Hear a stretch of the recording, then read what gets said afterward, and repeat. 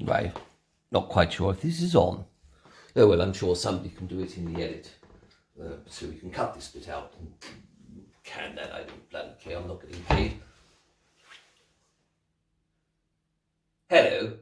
My name's Barrington Raffles, but I don't think I need too much introduction because I have been on the British stage for over 65 years. A lot of film, a lot of television. Quite recently I was doing soap operas. I don't like doing them. I don't know many actors who do, but they do pay rather well. And latterly I've been engaged with many new projects for student films. Now, why are we here? Well, these days are very strange. They are unprecedented times, all due to the coronavirus. And it's affected many people in this great country, but also around the world. But I don't think there's one group of people who have been more affected than actors.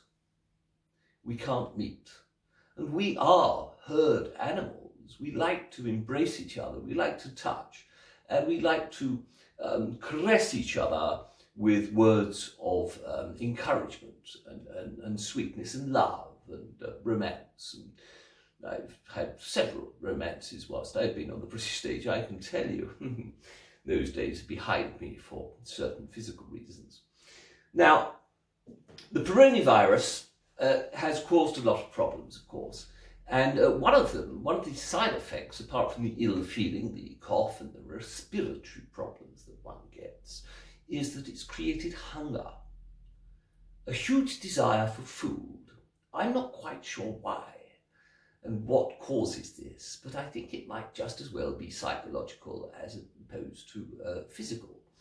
And all the food's gone, in particular flour and eggs. Now, I don't know what I would do if you presented to me, should you invite me round for dinner, with a bowl of flour and a couple of eggs. I wouldn't be rude, I'd eat them, but I might accompany them with a nice glass of milk and a little salt, and thus create a lovely little pancake in my tummy. With all this overeating, of course, there are, effects that happen, and I believe diarrhea is one of them, because again, the toilet rolls are all gone. Every single shade, white, blue and green. I particularly am fond of the wet wipe. Now, if you've worked with me and shared a dressing room, you'll know that I have a somewhat tender bottom. I don't mind admitting that. I think it's a pretty much open secret within the business. And of course, we are all actors together.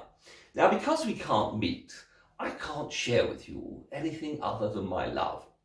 And I'd like to do this by offering a few instructional videos via the internet. And I think that's the way to do it whilst we're all locked up.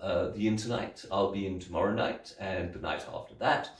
And of course, if the Prime Minister Doris has his way for many, many, many, many, many nights to come. So where to begin?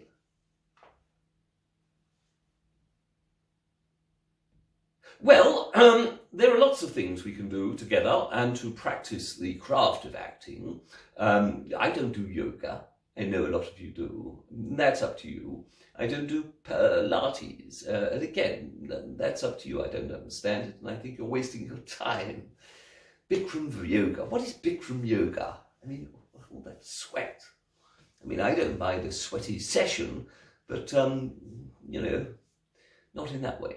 So, the first area I'd like to discuss is foreign accents, and in particular French, because I see a lot of British actors ruining the French accent. It is very easily done, and I think it all started back in the 70s when there was a rather terrific television program, on a comedy program,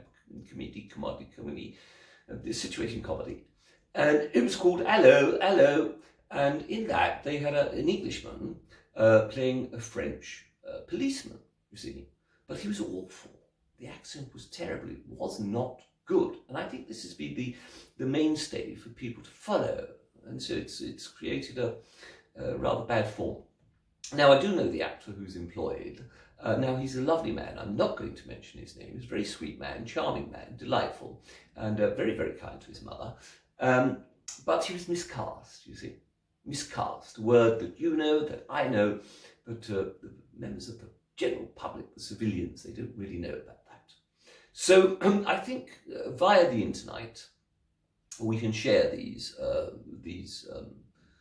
my wisdom. So with French, you know, it's the language of love. It's also the language of song. Now, there is a rather marvellous song that I'd like to illustrate the French accent for you with. It's called Autumn Leaves, and it was written by a man called Jacques Prévert. Now, when I first heard that, I thought it was Jacques Pervert, you see, but no, that wouldn't make sense, would it? A pervert writing music. Well, mind you, I am reminded of Gary Glitter, but that's another story.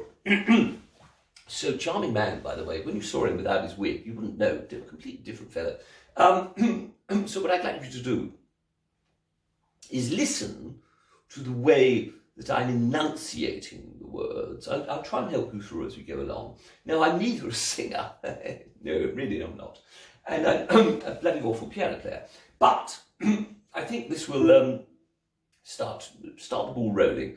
And then, hopefully we can do many more of these together.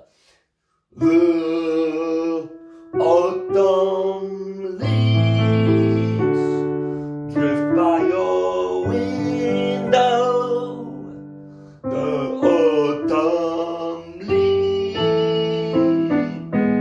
of red and gold. A sea of leaves. The summer kisses, the sunburn ends. I used to own. You see? Do you get the picture? Since you went away, the days grow long, and soon I'll hear. That's the note, see? Hear the winter's song, but I miss you most of all. Well, I think you get the picture. I'm going to stop there. And it does go on. You see, you've got to get into your voice. Well, that's the end of the first lesson. I do hope you've enjoyed it. And I'll be staying in for quite some time. So I'm getting lonely. And as you can tell, a little bored. But I hope we'll speak again. Do take care. Now I'm going to try and turn this off with this little thing here. I don't know quite how it works. Hopefully.